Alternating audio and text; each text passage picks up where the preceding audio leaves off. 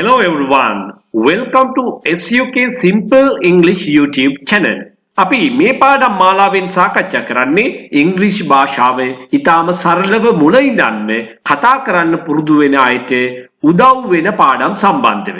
ඉතින් අද දවසේදී ඔයාට මම ඒ වගේම වටිනා පාඩමක් අරගෙන එනවා.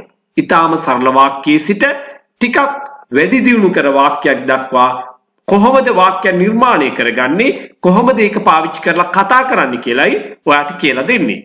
ඉතින් සුපුරුදු විදියටම පාඩමේ මුල ඉඳන් අවසානයේ දක්වා රැඳී ඉන්න ඔයාට මේ සියල්ල අඩු නැතුව ඉගෙන ගන්න හැකියාව තියෙනවා.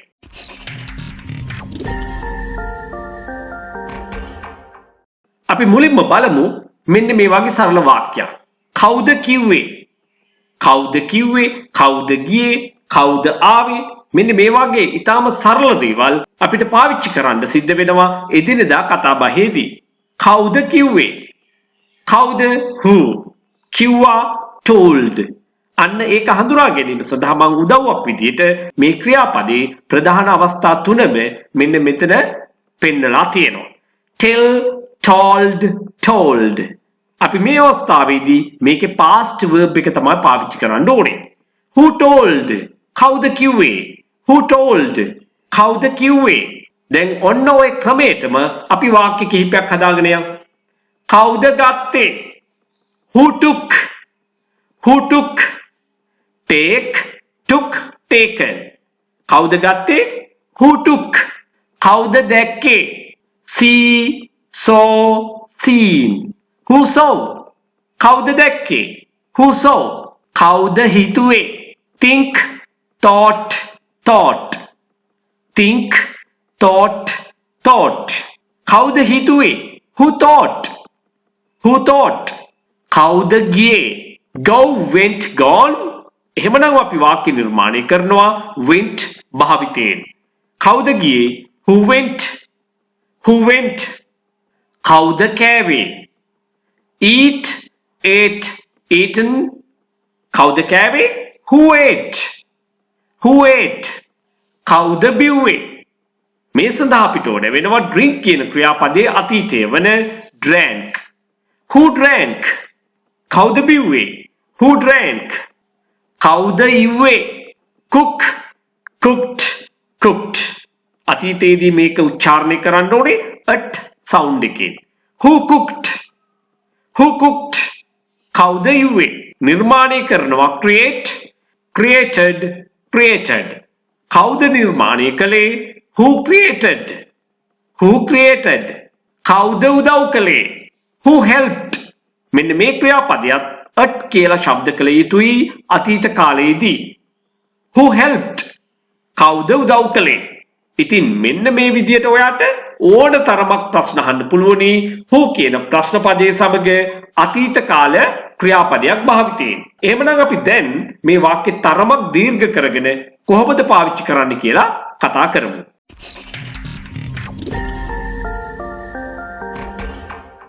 කවුද ඒක කිව්වේ? අර වාක්‍යයටම තව පදයක් හෝ දෙකක් එකතු කරගනිමින් වාක්‍ය තව තවත් අර්ථාන්විත කරගන්නවා, දීර්ඝ කරගන්නවා. මෙන්න මේ විදිහට. Who told that? කවුද ඒක කිව්වේ? Who told that? Or you can say who told it? කවුද ඔයාට ඒක කිව්වේ? ඔන්න දැන් තවත් ටිකක් එක පියවරකින් ඉස්සරහට යනවා. Who told you that? Who told you that? නමුත් එහෙම පාඩම් කරගත්තට වාක්‍ය අනවශ්‍ය තැන් වලින් කඩලා ඔහොම කියන්නේ නැහැනේ. You have to ask it as a question. ඔයාට අහන්න වෙනවා ඒක ප්‍රශ්නයක් විදිහට. Who told you that? Who told you that? කවුද ඔයාට ඒක කිව්වේ? Who told you that? කවුද ඔයාට ඒක කිව්වේ? අන්න ඒ විදිහට මේක ප්‍රශ්නයක් විදිහට හොඳට අහන්න ඔයා ඊට පස්සේ පුහුණු වීම කරගන්න ඕනේ. කවුද මගේ ෆෝන් එක ගත්තේ? Who took my phone? කවුද මගේ ෆෝන් එක ගත්තේ? Who took my phone? කවුද මාව එනවා දැක්කේ? කවුද දැක්කේ මං එනවා? ඔන්න බලන්න මේකේ ලස්සන වාක්‍ය රටාවකුත් තියෙනවා. Who saw me coming? ing form එකයි පාවිච්චි කරන්න ඕනේ. saw me coming. Who saw me coming? කවුද මං එනවා දැක්කේ? කවුද මම යනවා දැක්කේ කිව්වනම්? Who saw me going? කවුද මම කනවා දැක්කේ? Who saw me eating? කවුද මම දුවනවා දැක්කේ? Who saw me running? saw කියන පදේ වෙනුවට heard පාවිච්චි කරන්නත් පුළුවන්. ඒ කියන්නේ hear, heard. ඇහුණා. කාටද ඇහුනේ මං එනවා? Who heard me coming? Who heard me coming? කාටද ඇහුනේ මං අඬ ගහනවා? Who heard me calling? Who heard me calling? කාටද ඇහුනේ මම බනිනවා? Who heard me scolding? Who heard me blaming? ඔන්න ඔය විදියට එක රටාවක් අල්ලගත්තට පස්සේ එහෙම වාක්‍ය නිර්මාණය කරන්න ඕනේ තව තවත් තමන්ගෙම කියලා. එහෙම බැරි කෙනෙකුට ඇත්තටම භාෂාවේ ඉදිරියට යන්න බෑ. කවුද ඊයේ එහෙ ගියේ? Who went there yesterday? Who went there yesterday? But since this is a question, you should ask it as it is. මේක ප්‍රශ්නයක් නිසා ඔයා ඒක අහන්න ඕනේ මේ විදිහට. Who went there yesterday? Who went there yesterday? කවුද රෑ කෑම යුවේ? Who cooked dinner? මතකනේ මේ වචනය at කියලා උච්චාරණය කරන්න. Who cooked dinner? කවුද රෑ කෑම යුවේ? ඇත්තටම හොඳයි. Really good. කවුද අද රෑ කෑම යුවේ? Who cooked dinner today? Really good. Who cooked dinner today? කවුද දන්නේ ඊළඟට මොනවා වෙයිද කියලා? No කියන ක්‍රියාවේ ඒකවචන ස්වරූපේ තමයි knows කියලා කියන්නේ. හැබැයි නාසයට කියන NOS knows නෙවෙයි. Who knows? කවුද දන්නේ? What will happen next? ඊළඟට මොනවා වෙයිද කියලා. Who knows what will happen next? ඉතින් මේව ඕන තරම් දීර්ඝ කරගන්න පුළුවන් අපි සතුව තිබෙන දැනුම අනුව. කවුද ඔයාට උදව් කළේ? Who helped you? Who helped you? help කියන වචනේ past tense එක ඔයා උච්චාරණය කරන්න ඕනේ at කියන ශබ්දයේ එන විදිහට. Who helped you? කවුද ඔයාට ඔයාගේ ඉංග්‍රීසි දියුණු කරගන්න උදව් කළේ? Who helped you improve your English? Who helped you improve your English? කවුද ඔයාට උදව් කළේ ඉංග්‍රීසි දියුණු කරගන්නට? Who helped you improve your English? කවුද ඔයාට උදව් කළේ ඔයාගේ ඉංග්‍රීසි දියුණු කරගන්න? එහෙමනම් අද දවසේ පාඩමෙනුත් ඔයා යම් ප්‍රයෝජනයක් ගත්තා කියලා මම විශ්වාස කරනවා. පාඩමට සමන් දීමෙන් පාඩම අවබෝධ කර ගැනීමෙන් පමණක් සෑහීමකටපත් වෙන්න එපා. You must always try to make your own sentences, then only you can be happy. Then only you can be satisfied with what you got.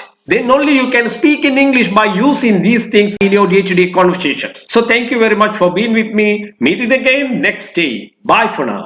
ඔයා කොච්චර ඉගෙන ගත්තත් තාමත් ඉංග්‍රීසි කතා කරන්න බෑ නේද? ඔයා කරන්න ඕනේ ඉගෙන ගන්න ක්‍රමයේ වෙනස් කරන එක.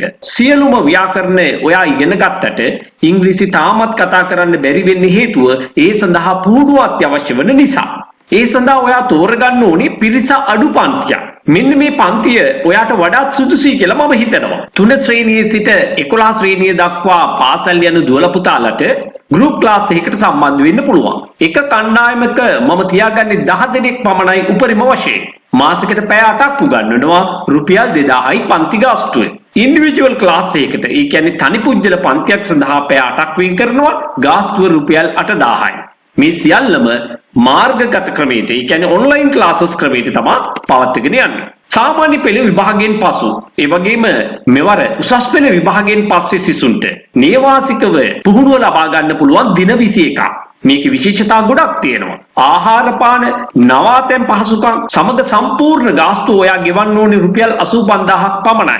ඒ විතරක් නෙවෙයි පාඨමාලාව සාර්ථකව නිම කරන අයට ඒ අයගේ දක්ෂතා අගයමින් සහතික පත්‍රයක්ද නොමිලේම පිරිනැමෙනවා. වෙනත් කිසිදු මුදලක් අය කරන්නේ නැහැ. දැනටමත් විදේශගතව හෝ විදේශගත වීමට බලාපොරොත්තු වෙන සිටින අයට, වැඩිහිටියන්ට, විවිධ වෘත්තිකයන්ට, ඒගොල්ලන්ටත් නේවාසික පුහුණු පාඨමාලාව සඳහා සම්බන්ධ වෙන්න පුළුවන්. ආහාර පාන, නවාතැන් පහසුකම් මේ සියල්ල සඳහාම ගෙවිය යුත්තේ රුපියල් 85000ක් පමණයි. පාඨමාලාව සාර්ථකව නිම කරන අයට සහතික පත්‍රයක්ද පිරිනැමෙනවා. මේ නේවාසික පුහුණු පාඨමාලා සඳහාද බඳව ගන්නේ උපරිම වශයෙන් එක කණ්ඩායමකට 10 දෙනෙක් පමණයි. ඒ වගේම වැඩිහිටිය අයට ඔන්ලයින් ක්ලාසස් පැවැත්වෙනවා. එක කණ්ඩායමකට උපරිම වශයෙන් බඳව ගන්නේ 8 දෙනෙක් පමණයි. ගාස්තුව මාසිකව රුපියල් 3000යි. ගෲප් ක්ලාස් එකකට සම්බන්ධ වෙන්න බැරි අයට තනි පුජ්‍යල පන්තියක් ඉන්ඩිවිජුවල් ක්ලාස් එකක් ඇරේන්ජ් කරගන්න පුළුවන්. මාසෙකට පැය 8ක්ම දෙනවා. රුපියල් 10000ක් පමණයි අය කරන්නේ. ඔයාට කැමති වේගයෙන් ඔයාට කැමති විදිහට ඉගෙන ගැනීමේ අවස්ථාව ලැබෙනවා. ඉතාම අඩු මුදලකට ඔයාට උගන්වන්නත් පුළුවන්. එහෙමනම් එක පන්තියක අවම වශයෙන් 100 දෙනෙක්වත් දාගන්න ඕනේ.